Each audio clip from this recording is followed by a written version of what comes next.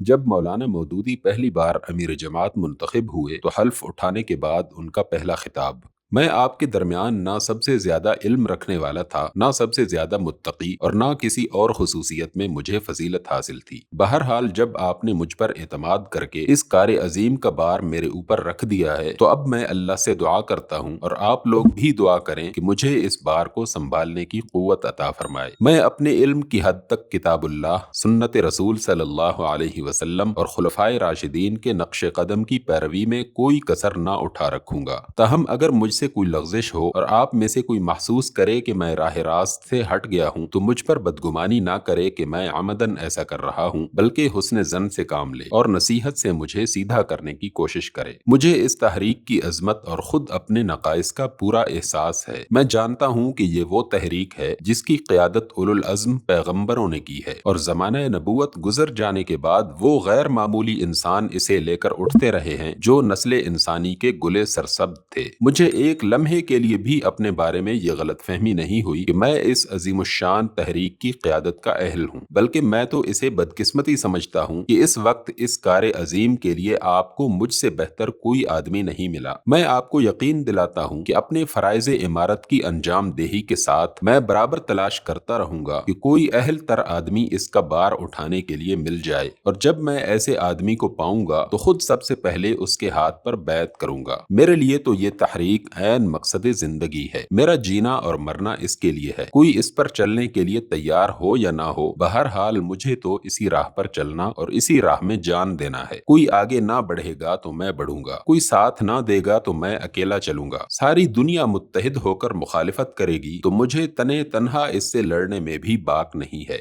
آخر میں ایک اور بات کی توضیح کرنا چاہتا ہوں۔ فقہ اور کلام کے مسائل میں میرا ایک خاص مسلک ہے جسے میں نے اپنی ذاتی تحقیق کی بنا پر اختیار کیا ہے، اور پچھلے 8 سال کے دوران میں جو اصحاب ترجمان القرآن کا مطالعہ کرتے رہے ہیں وہ اسے جانتے ہیں۔ اب جب کہ میری حیثیت اس جماعت کے امیر کی ہو گئی ہے، میرے لیے یہ بات صاف کر دینی ضروری ہے کہ فقہ و کلام کے مسائل میں جو کچھ میں نے پہلے لکھا ہے اور جو کچھ آئندہ لکھوں گا یا کہوں گا، اس کی حیثیت امیر جماعت اسلامی کے فیصلے کی نہ ہوگی بلکہ میری ذاتی رائے کی ہوگی۔ میں نہ تو یہ چاہتا ہوں کہ ان مسائل میں اپنی رائے کو جماعت کے دوسرے اہل علم و تحقیق پر مسلط کروں، اور نہ اسے ہی پسند کرتا ہوں کہ جماعت کی طرف سے مجھ پر ایسی کوئی پابندی عائد ہو کہ مجھ سے علمی تحقیق اور اظہار رائے کی آزادی سلب ہو جائے۔ ارکان جماعت کو خداوند برتر کا واسطہ دے کر کہتا ہوں کہ کوئی شخص فقہی و کلامی مسائل میں میرے اقوال کو دوسروں کے سامنے حجت کے طور پر پیش نہ کرے۔